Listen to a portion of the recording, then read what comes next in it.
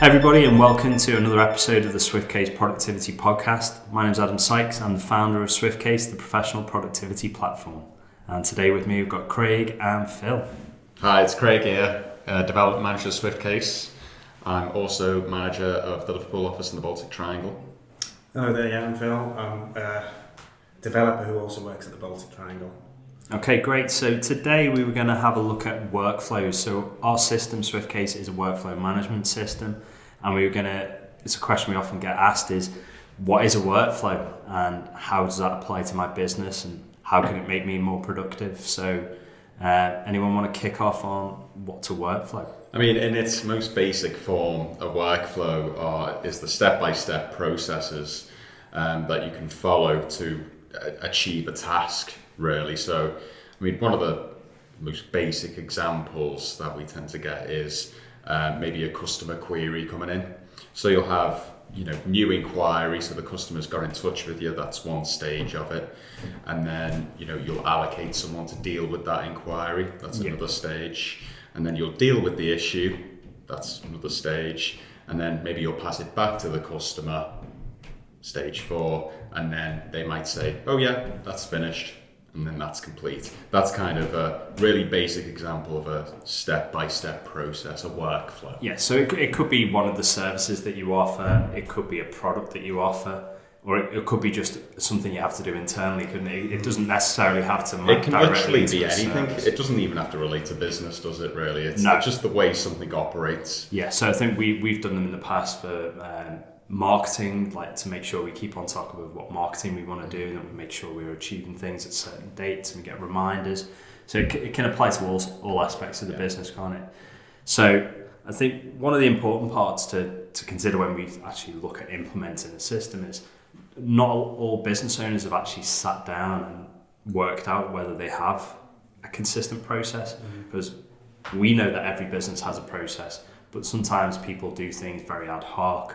They might do one thing one way one time and then next time it's a completely different way, or if someone's off then everything halts. And so I think a key part really is like defining your process and finding a consistent workflow that can then be built into a system, isn't it? Definitely. So it's a bit like a recipe for success in a weird sort of way. What your business needs to do to be successful can be broken down into a series of workflows. Yeah. And each of them is like a recipe for a different task, basically. Yes, and that's key, isn't it? So yeah, everything has different steps, and doing the steps in the right order at the right time is part of being efficient, and having the right people to do the right job maximizes your productivity, doesn't it? So a lot of things we get involved with require allocating tasks to certain people with certain skills. So delegation of tasks to the right person. So maybe someone's got a specific skill that they need to use for one particular service and they're only available on Tuesdays, and there's someone else who does that task and they're only available on Wednesdays. So we can delegate that task to the right person depending on when they're in and when that task comes in, or it might be a geographical thing, mightn't it? And we've been talking about workflows almost like they're a step-by-step process. They don't necessarily have to follow that either, and they don't have to be linear. They're not linear. Yeah, exactly. So I mean, that's the joy of our system, I suppose, is that you don't have to set in stone, this is my process and this is the way it'll always work. You can allow for these different exceptions depending on how it works. So it's like a branching. Yeah. So the logic includes the branching. Yeah. And I think as well as something being fixed, it also, once you've actually defined your process, it lets you identify things that might be how you've always done it, but are there any steps we can take out? Are there ways we can rearrange things to make things more efficient, take less time, use your staff in a more efficient way? I think once you've actually defined your process, it then gives you that ability to look at things analytically and critically and make improvements. And once you've actually put it into a system, you can track it and get numbers, metrics, and work out where bits are slow and tweak your process and refine your process with time, can't you? Yeah, exactly.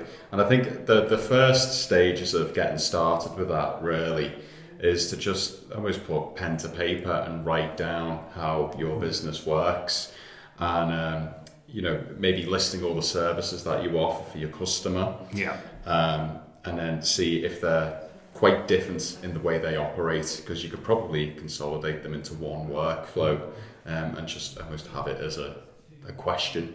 It's like a plumber, isn't it? It's like a plumber comes out to your house. A call out is a call out. They call out to call out. It doesn't matter whether they're looking at your boiler or they're looking at your radiator. You don't need two different processes. It's the same process. It's client wants to book a job. You book a job. You go out. You do the work. You bill the client. You get paid. It's the same process for all. It doesn't matter what you do when you're there.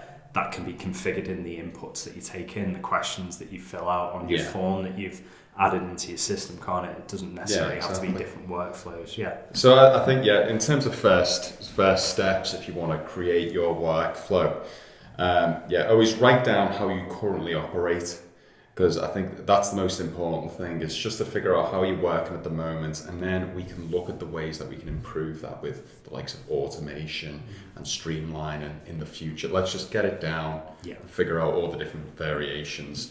I think once you've got that, you can kind of see the different stages that they become apparent. So you can see things like, okay, at this stage, I talk to the customer, or at this stage, the job gets handed off to a different team or a different person with this particular skill set. The job could stop here, or it could stop there. And it's kind of just putting all those little stop points together, really. And that's definitely the first steps to creating a workflow. And we do help businesses. We go in and offer consultancy, and we can look at how their process is working and sort of help them gather that information if they don't feel confident in doing it themselves. I think there's always that option, look for someone who can help you. Maybe someone can actually come in and improve your process. So I would say that there's always at least two steps. You probably cut out your process if you've never tried to cut your process down before. It's like a metacognitive understanding of your own thinking, isn't it? If you don't ever do it, you can't really solve those little issues, habits that get in the way. And that's true of everyone's life in general, isn't it? Yeah. Sometimes a second pair of eyes. Because you can't look at your own processes. You just think they're right because you do them. So I suppose once you've actually got your workflow written down and you've maybe implemented it in the system, what are some of the advantages that a business will gain from that? I mean, it's the clarity that you get of your operation and the way it's structured. And then, like we mentioned before, you can then go on from there and then make the appropriate changes. You can easily find out where jobs are hanging up as well. So if you find that maybe your customer isn't being followed up when they're supposed to at a certain stage, very easy to, put a thumb on that and go, okay, maybe we need to change the way we're communicating with the customer at this stage. Maybe we need to chase them a little bit more, and so on, really. On top of that, I think having a lot of people work really well with structure in terms of the way a job works. And I think if everyone kind of knows their role, especially if you're working on a large team, seeing only the things that are relevant to you can be quite good, really. You can see what's important, can't you? Rather than being lost in a load of noise. Exactly. I suppose it's hard, you don't miss things as well. That's one of the key advantages. If you've got an ad hoc system and you've got bits of paper here, spreadsheets are the prime example. I mean, the amount of businesses that we go and see who all work on the same spreadsheet, the same shared spreadsheet that they can't edit at the same time, or there's loads of overlapping. Being able to see just the stuff that you need to see is so good. And I suppose the same goes for if you've got outputs from your company, you produce documents, are you typing a letter every time? Or is that something, if you formalise your process, you realise, well, we have 5 key items that go out on every process, and we could just have a standard template. You start looking better because your image is better. You've got a standard branding. People understand like what's going out where, what's important, and I think you get consistency as well for your product or service, don't you? Okay, cool. So we've talked through what is a workflow, how do you actually define what your workflow is, some of the advantages. So I suppose, where does software fit into, how can software help to put together something from a workflow? I mean, the great thing about software is that you can literally formalize your rough ideas that you've got on how your business operates.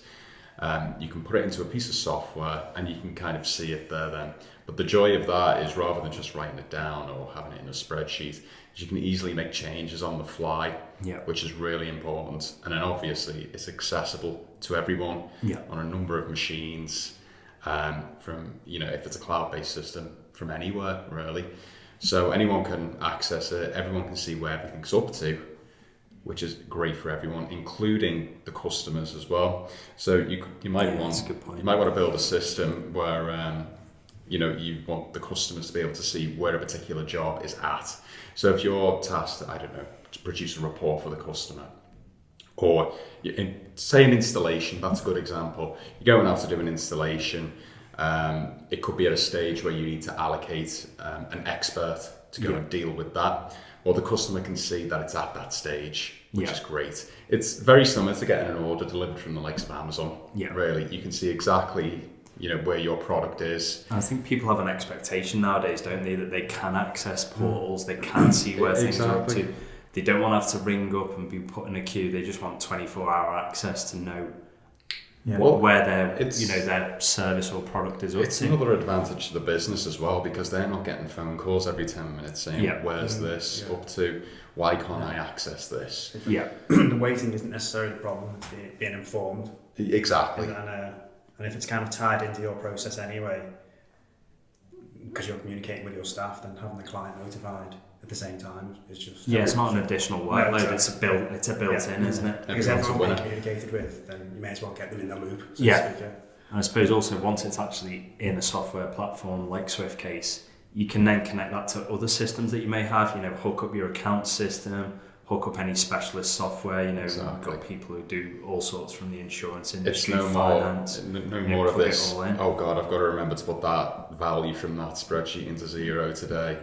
And we've got to mark it off on zero. If it all connects up quite nicely. And then I've got to email everyone to tell them I've changed the spreadsheet. Exactly. From my background in education, the amount of times at the end of term was just one huge spreadsheet that you'd have to select for your class.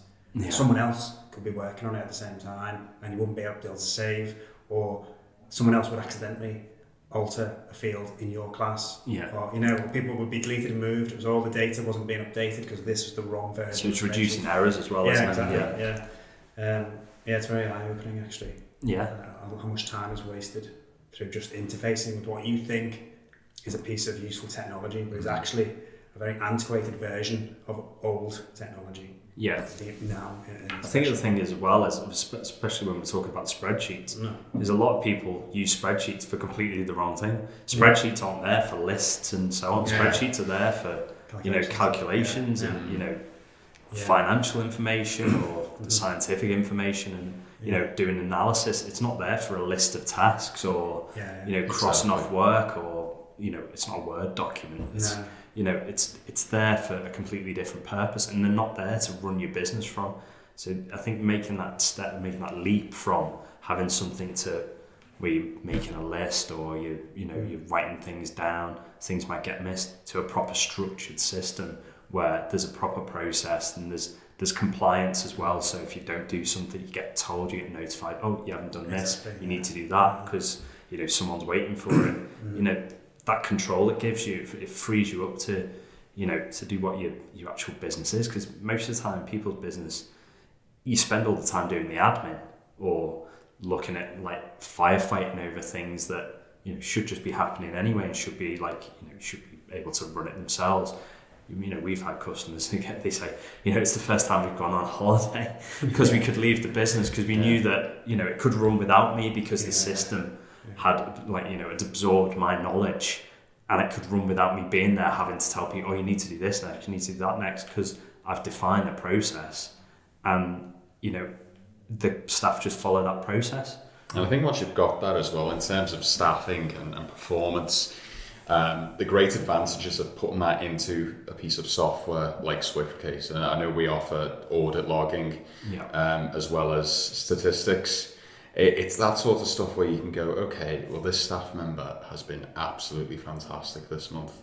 They've, completely gone past all their targets, give them a bonus. It just makes it really easy to see exactly who's doing what. Everything in one place, isn't it? It lets you focus on what matters, doesn't it? That's something we say quite a lot in SwiftCase, isn't it? So yes, great. So we've been through what is a workflow, how to define your process to get a workflow, the advantages to your business for the productivity that you're going to get, how can software help, and some of the ways that you can build on your process once you've actually got it built in. So that covers us for this episode of the SwiftCase Productivity Podcast. Thank you for listening. If you've enjoyed it, please subscribe to get more videos about business productivity. Don't forget to follow us on social media as well. We're on Facebook, we're all on LinkedIn, and we've got a Twitter account at SwiftCase UK. And if you want to find out more about SwiftCase, visit us at swiftcase.co.uk. Don't forget to leave a comment. Thanks, that's great. See you next time.